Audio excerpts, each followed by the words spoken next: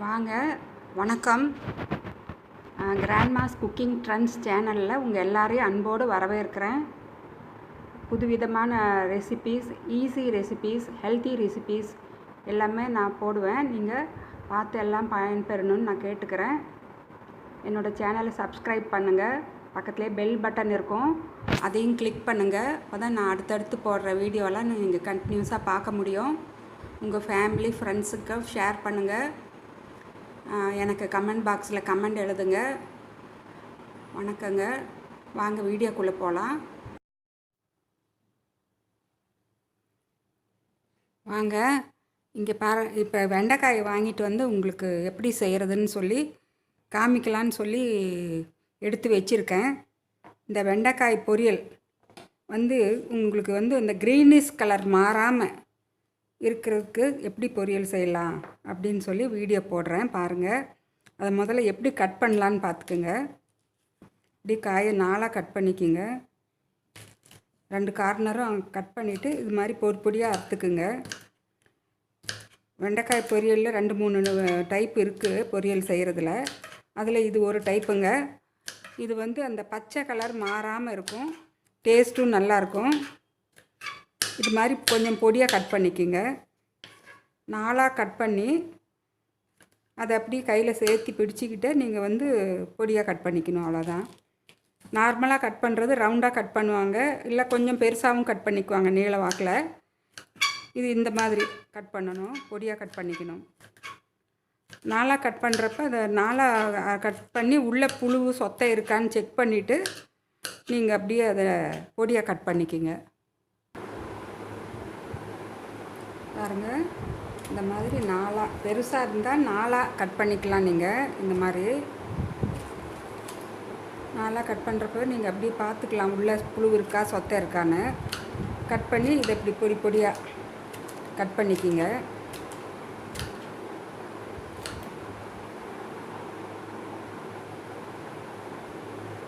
பாருங்கள், இது மாதிரி சின்ன காயாக இருந்தால் இப்படி 2ஆக மட்டும் கட் பண்ணி நீங்கள் பொடியாக கட் பண்ணிக்கலாம்.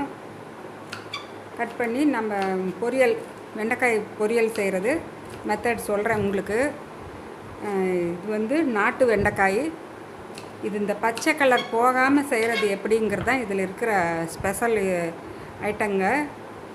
நிறையா மெத்தடில் செய்கிறாங்க. புளி ஊற்றி காரம் போட்டு அந்த கலர் காயோட பச்சையம் கலரே போயிடும். நாங்கள் எந்த டிஷ் செஞ்சாலும் அந்த வெஜிடபிளில் இருக்கிற சத்து போகாமல் இருக்கிற மாதிரி நாங்கள் குக் பண்ணி பழகணும். அதனால தான் சொல்கிறேங்க. பாருங்கள், இது மாதிரி எல்லாம் கட் பண்ணி எடுத்து வச்சுக்கலாம். நாங்கள் அப்புறம் வீடியோக்குள்ளே போகிறப்ப நான் உங்களுக்கு எப்படி செய்கிறதுன்னு காமிக்கிறேங்க. பாருங்கள், இப்போ வெண்டைக்காய் நல்லா பொடியாக நறுக்கி எடுத்து வச்சாச்சு. இப்போ அதை தாளிக்கிறதுக்கு என்னென்ன தேவைன்னு சொல்கிறேன் பாருங்கள். ஒரு பெரிய வெங்காயம் நல்லா பொடியாக கட் பண்ணி வச்சுருக்கேன். கடுகு உளுத்தம்பருப்பு தாளிக்கிறதுக்கு போடுறதுக்கு. அப்புறம் இது சீரகம் 1 ஸ்பூனு, சின்ன ஸ்பூன் 1 ஸ்பூனு, டீஸ்பூனு. இது காரத்துக்கு வந்து ரெட் சில்லி 2 ரெட் சில்லியை உடச்சி வச்சுருக்கேன். இது வந்து ஒரு மெத்தட் இந்த மாதிரி ரெட் சில்லி போட்டு செய்கிறது. ரெட் சில்லி வேண்டான்னா நாங்கள் பச்சை மிளகாவும் போட்டுக்கலாம். பச்சை மிளகா ஆனால் அதில் நடுவில் வாயில் வந்து காரமாக கடிப்படும், பிள்ளைங்களுக்கெல்லாம் சாப்பிட மாட்டாங்க. அப்புறம் காரமாக வந்துச்சுன்னா ரெட் சில்லின்னா நாங்கள் தனியாக எடுத்து வச்சிடலாம். அதுக்காக தான் நான் ரெட் சில்லி போட சொல்கிறேன். அப்புறம் ஒரே ஒரு பிஞ்சு மஞ்சத்தூள். இது நம்ம குக்கிங் எல்லாத்துலேயுமே இந்த மஞ்சத்தூள் ஆட் பண்ணணும். அதுக்காக தான் நான் கொஞ்சம் போடுறேன். இது வந்து உப்பு, தேவையான உப்பு. இது வந்து கொஞ்சம் மிளகுத்தூள், கடைசியாக இறக்கிறதுக்கு முன்னாடி கொஞ்சம் போடுறதுக்கு மிளகுத்தூள். அவ்வளோதாங்க. கொஞ்சம் கருவேப்பிலை. இப்போ நாங்கள் எப்படி தாளிக்கலான்னு பாருங்கள். ரொம்ப ஈஸி, ரொம்ப ஹெல்த்தியும் கூட. உங்களுக்கு சீக்கிரம் 1 நிமிஷத்தில் ஆகிடும். ஃபஸ்ட்டு நாங்கள் இந்த கடுகு உளுத்தம்பருப்பு போடுறோங்க. கடுகு உளுத்தம்பருப்பு நல்லா பொரிஞ்சதும் பாருங்கள் இந்த கருவேப்பிலை போடுறோம். அடுத்த ஸ்டெப்பு இந்த காயெல்லாம் போடணும். நாங்கள் எல்லா பொரியல்லையும் கடுகு உளுத்தம்பருப்பு, கருவேப்பிலை, ஆனியன் போடுவோம். ஆனால் இந்த வெண்டைக்காயில் மட்டும் ஃபஸ்ட்டு இந்த வெண்டைக்காயை போட்டு நல்லா ஃப்ரை பண்ணிக்கணும் இந்த ஆயில்லையே. ஆயில் வந்து நான் இன்றைக்கி கடலை எண்ணெய் ஊற்றிருக்கேன், மரச்செக்கு கடலை எண்ணெய். நம்ம 2 நாளைக்கு ஒரு தடவை குக்கிங் ஆயிலை சேஞ்ச் பண்ணிக்கலாம். அதுக்காக தான் நான் இன்றைக்கி வந்து கடலை எண்ணெய் போட்டிருக்கேங்க. இது கொஞ்சம் நேரம் அடுப்பை வந்து லோ சிம்மில் வச்சு, ரொம்ப சிம்மில் வைக்க வேண்டாம், மீடியம் சிம்மில் வச்சு இந்த வழுவழுப்பு தன்மை போகிற வரைக்கும் கொஞ்சம் நல்லா அந்த ஆயிலே அதை ஃப்ரை பண்ணணும். ஒரு டீஸ்பூன் ஆயில் தான் ஊற்றிருக்கேன், போதும் எங்களுக்கு அந்த ஆயிலே. இது இந்த அடுப்பு லோ சிம்மில் வச்சு வதக்கிறதுலையே காய் நல்லா அந்த வழுவழுப்பு தன்மையெல்லாம் போயிடும் பாருங்கள், கலரும் மாறாது. கொஞ்சம் அடுப்பை நான் லோ சிம் வச்சு இப்போ வதக்கி விட போகிறேன் பாருங்கள். அடுப்பு லோ சிம்மில் தான் இருக்குது, மீடியம் லோ சிம்மில். அதுலேயே நாங்கள் நல்லா காயை வதக்கிட்டே இருக்கணும். கொஞ்சம் அந்த வழுவழுப்பு தன்மை தெரியுது பாருங்கள், அது இன்னொரு 5 நிமிஷத்தில் அந்த வழுவழுப்பு தன்மை போயிடும். இப்போ இந்த ஸ்டேஜில் வந்து நான் வந்து உங்களுக்கு சொல்ல மறந்துட்டேன், ஒரு பிஞ்ச் சுகர் பாருங்கள், ஒரே ஒரு பிஞ்சு இது போட்டுக்கலாம். இது எதுக்கு போடுறோன்னா எங்களுக்கு அந்த க்ரீனிஷ் கலர் மாறாமல் இருக்கும் வெஜிடபிளில். ஒரே ஒரு பிஞ்சு தான் போடணும், அதாவது காயோட அளவை பொறுத்து. எங்களுக்கு நிறையா காய் இருக்குது, இது 1/4 கிலோ இன்றைக்கி. உங்களுக்கு நிறையா காய் வாங்கியிருக்கீங்கன்னா அதுக்கு தகுந்த மாதிரி 1/2 ஸ்பூன் 1 ஸ்பூன் அப்படி சேர்த்திக்கலாம்.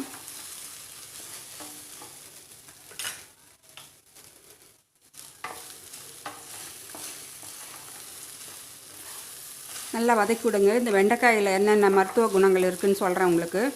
இதில் நிறையா வந்து ஃபைபர் இருக்குது, கான்ஸ்டிபேஷன் ஆகாமல் இருக்கும், இந்த மாதிரி மூளை வளர்ச்சிக்கு ரொம்ப நல்லது. அந்த காலத்துலலாம் பெரியவங்க சொல்லுவாங்க, பரீட்சைக்கு போகிறதுக்கு முன்னாடி வெண்டைக்காய் பொரியல் சாப்பிட்டுட்டு போ, நல்லா பரீட்சையில் 100 மார்க் வாங்கலாம் அப்படியெல்லாம் சொல்லுவாங்க பெரியவங்க. எங்கள் காலத்தில் பெரியப்பா தாத்தா பாட்டியெல்லாம் எங்களுக்கு அது உண்மைதாங்க.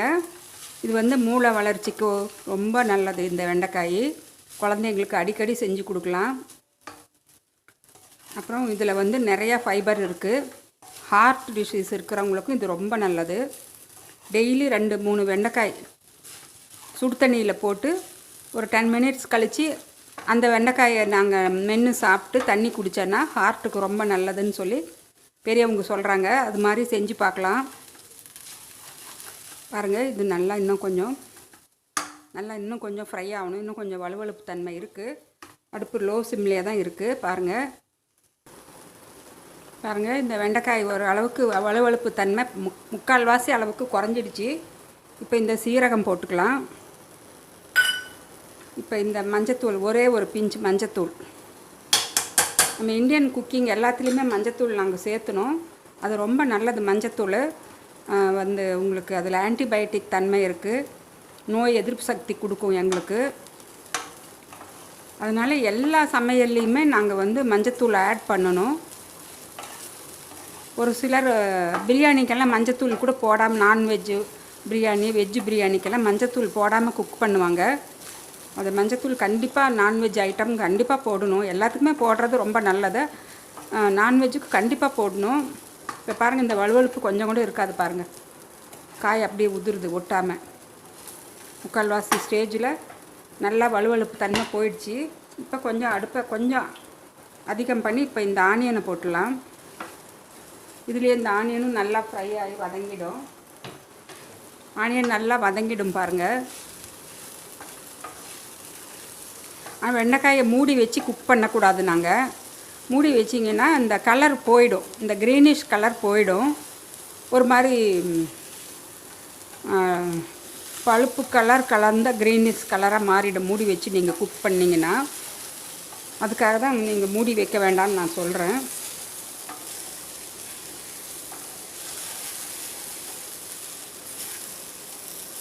இந்த ஆனியன் போடுற ஸ்டேஜ்லேயே நாங்கள் இந்த சில்லியும் போட்டுக்கலாம்.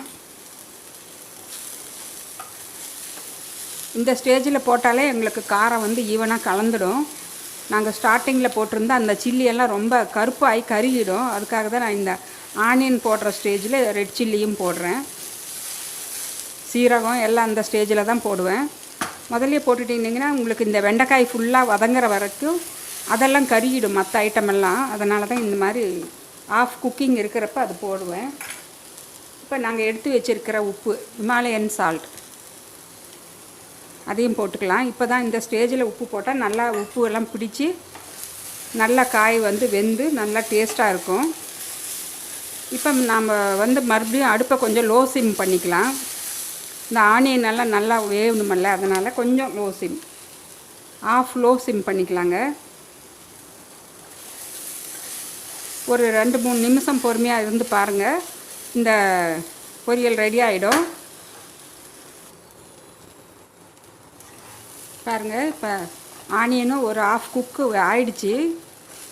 அந்த ஆயில்லையே நல்லா வதங்கிடுச்சு. ஆனியன்னு, ரெட் சில்லி எல்லாமே, சீரகம் போட்டது, உப்பு, க்ரீனிஷ் கலர் மாறாமல் இருக்குது பாருங்கள்.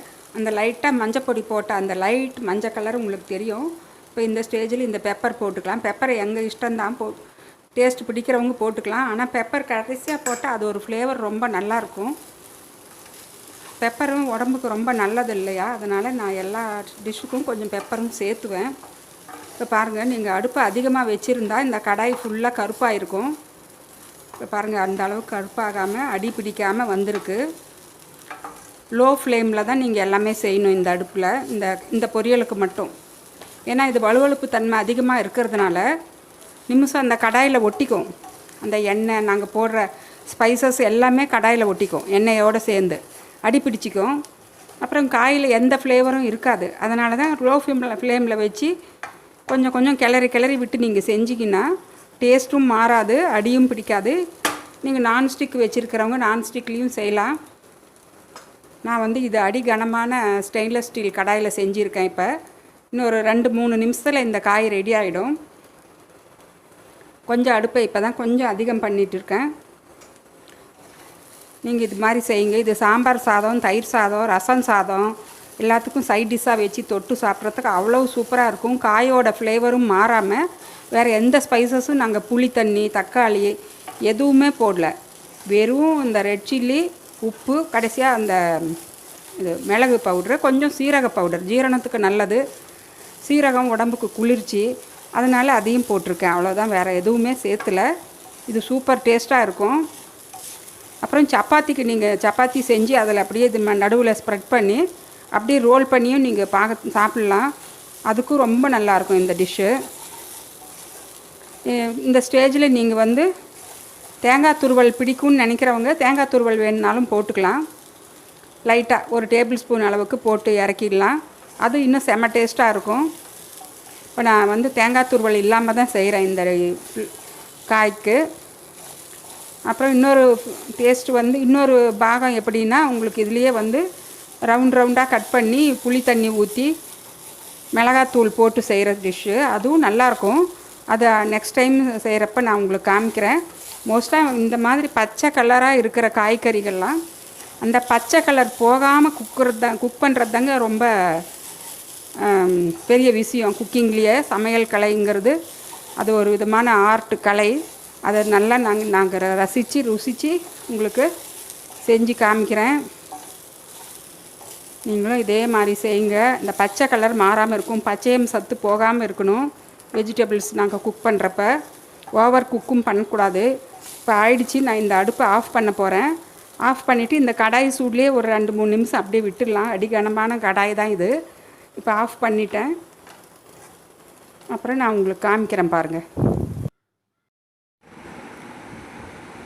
பாருங்கள், இப்போ சூப்பராக செமையாக வந்திருக்கு வெண்டைக்காய் பொரியல். நீங்களும் இதே மாதிரியெல்லாம் செஞ்சு சாப்பிட்டு நல்லா ஆரோக்கியமாக இருங்க. என்னோடய சேனலை சப்ஸ்கிரைப் பண்ணுங்கள், பக்கத்துலேயே பெல் பட்டனையும் கிளிக் பண்ணுங்கள். மறக்காமல் கமெண்ட் பாக்ஸில் கமெண்ட்ஸ் போடுங்க. உங்கள் ஃப்ரெண்ட்ஸ் ஃபேமிலியோடு ஷேர் பண்ணுங்கள். அவங்களுக்கும் இந்த வெண்டைக்காய் டிஷ்ஷை ஷேர் பண்ணி அவங்களே எனக்கு கமெண்ட் பாக்ஸில் கமெண்ட்ஸ் போட சொல்லுங்கள். இன்னொரு வீடியோவில் உங்களை சந்திக்கிறேங்க. வணக்கம்ங்க.